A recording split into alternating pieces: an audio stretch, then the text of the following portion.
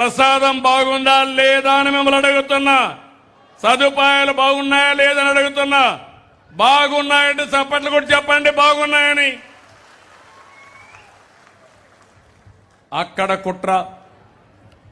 అక్కడ పోయి కౌస్తుభం guest house దగ్గర ఖాళీగా ఉండే ప్లేస్లో సాక్షి మీడియా వాడిని పంపించి ఒక బాటలు అక్కడ వేశారు, ఖాళీ బాటలు పెట్టారు. వాళ్లే వచ్చి ఇక్కడ మద్యం అమ్ముతున్నారని వీళ్లే చెప్పే పరిస్థితికి వచ్చారు. మామూలుగా ఏమనుకుంటాం మనం, వాస్తవం నమ్మతారు లేదా? విలేకరు పైన మీకు అనుమానం వస్తుందా? పట్టుకుంటే ఎంక్వైరీ చేస్తే వీడియోలన్నీ చూస్తే సాక్షాత్తు దొంగ అడ్డంగా దొరికే పరిస్థితికి వచ్చారు. తిరుమల పైన అపవిత్రం చేసే పరిస్థితికి వచ్చారు. కలియుగ దేవుడు వెంకటేశ్వర స్వామి మా ఇంటి దైవం కూడా. నాకు ప్రాణభిక్ష పెట్టినటువంటి దేవుడు వెంకటేశ్వర స్వామి నేనెప్పుడూ మర్చిపోలేను. నేనెప్పుడూ తప్పు చేయను, ఎందుకంటే ఆయన మీద నాకు నమ్మకం ఉంది. అలాంటిది ఆ దేవుణ్ణి అప్రతిష్ట పాలు చేయాలని కల్తీ నెయ్యి కల్తీ అంతా పెట్టి దేవుణ్ణి అప్రతిష్ట పాలు చేస్తే శక్తి తగ్గుతుందని ఆలోచించే వ్యక్తులను వెళ్ళి ఏమనాలి నేను అడుగుతున్నా. మీరు ఒక మతం కావచ్చు, తప్పలేదు, నేను కూడా మత సామరస్యాన్ని కాపాడుతాను. కానీ హిందూ దేవాలయాలపైన దాడి చేయడం ఎలాంటి సబబో మీరే గుర్తుపెట్టుకోవాలి. అధికారం లేకపోతే ఇలాంటి వాళ్ళని ఎక్కడ రానియకుండా చేయొచ్చు. అధికారాన్ని అడ్డం పెట్టుకుని సాక్షాత్తు హిందూ దేవాలయాలపైన దాడులు చేయడం మంచిది కాదు. అపవిత్రం చేయడం అంతకంటే మంచిది కాదు. నేను అన్ని దిక్కళ్ళ వీళ్ళ పట్టుకోవడానికి ఇప్పుడు సీసీటీవీ కెమెరాలు పెట్టాను. ఎవడైనా తోక తిప్పితే ఇమ్మీడియట్ గా సీసీటీవీ కెమెరా ద్వారా నేరుగా పట్టుకొని మీకప్ప చెప్తా. ఎవరిని వదిలిపెట్టని మరొకసారి మీకు హామీ ఇస్తున్నా. మొన్ననే దస్తగిరిని ఒక వ్యక్తి కడపలో వాళ్ళ సొంత పార్టీ కార్యకర్త వ్యవహారం ఏంటంటే అక్రమ సొమ్ము పంపకాలు, అన్ని దందాలు చేశారు, డబ్బులు సంపాదించారు. అక్కడ వీళ్ళ మేనమామ ఉన్నాడు, ఆయన ఫాలోయర్ ఒక ఆయన ఉన్నాడు, డిప్యూటీ మేయర్ కడపలో.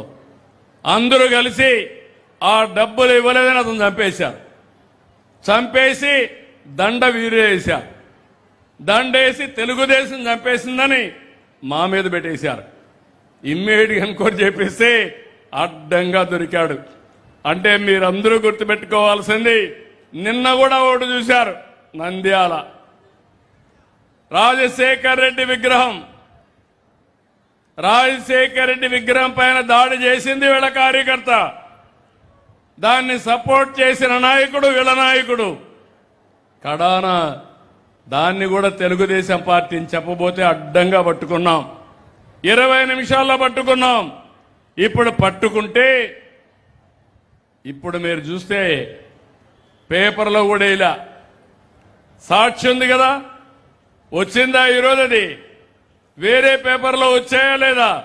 ఎందుకు సాక్షి పేపర్లో రాలేదని అడుగుతున్నా.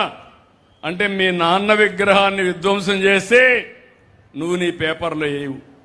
ఎందుకు? నువ్వే చేపించావు కాబట్టి, నీ మనుషులే చేశారు కాబట్టి. ఆ విగ్రహాన్ని విధ్వంసం చేశావని చెప్పి ప్రజల సానుభూతి పొందాలని ప్రయత్నం చేసే వ్యక్తిని ఏమనాలని అడుగుతున్నా. ఈ విషయాలు ఎందుకు మీకు చెప్తున్నానంటే, నేను చెప్పకపోతే మీలో కూడా అన్నీ పట్టించుకోరు. పనులు బాగా జరుగుతున్నాయి, పింఛన్ ఇచ్చాడు, ఎవరి కోసం ఇస్తాడు, ఇంకా ఇవ్వండి. ఒకప్పుడు కూడా మనం చూసాం, దేవతలు లేకుంటే రాజులు యజ్ఞాలు చేసేవాళ్ళు ప్రజాహితం కోసం. రాక్షసులు వచ్చి డిస్టర్బ్ చేసేవాళ్ళు. వాళ్ళతో యుద్ధం చేయాలి, మళ్ళీ యజ్ఞ ఫలితాలు తెప్పించి మీకు పంచాలి. నా పరిస్థితి కూడా అదే. దుర్మార్గులతో యుద్ధం చేయాలి, ఇంకో పక్క మీకు సంక్షేమం ఇవ్వాలి, ఉద్యోగాలు ఇవ్వాలి. ఇవన్నీ చేయాల్సిన అవసరం ఉంది. అందుకే నేను మిమ్మల్ని కోరుతున్నా, ఈ విషయాలు మీకు అర్థం కావాల్సిన అవసరం ఉంది. ఇక్కడే మీరందరూ గుర్తుపెట్టుకోవాలి, కాకినాడలో ఒక డ్రైవర్ని చంపి ఆ ఎమ్మెల్సీ డోర్ డెలివరీ చేస్తాడా అంటే ఏమనుకుంటారా గర్వం? డోర్ డెలివరీ చేస్తే ఈ యొక్క గొడ్డలి పార్టీ ఊరేగింపు చేస్తారా అంటే ఏంటి? మీరు ఏం మెసేజ్ ఇస్తున్నారు? మీరు చేయండి. నిన్న ఒక ఆయన అంటున్నాడు ఇది గొడ్డలి పార్టీయే కాదు, ఇంకా కత్తులు కట్టారాలు తీసుకొస్తా అంటున్నాడు. ఇక్కడ ఉండేది సిబిఎన్, గుర్తుపెట్టుకోండి. ఇక్కడ దృఢమైన ఎన్డీఏ, ఒక పక్క నేను, ఒక పక్క పవన్ కళ్యాణ్ గారు, ఒక పక్క నరేంద్ర మోడీ గారు ఉండే ఎన్డీఏ. ఎవ్వడి ఆటలు తాగనీయం, ఆ విషయం గుర్తుపెట్టుకోవాలా. అంటే ఒక రాజకీయ పార్టీగా ఇవన్నీ ఉంటే మీరు కరెక్ట్ చేసుకోవాల్సిందే పోయి విచ్చలవిడిగా మీరు మాట్లాడితే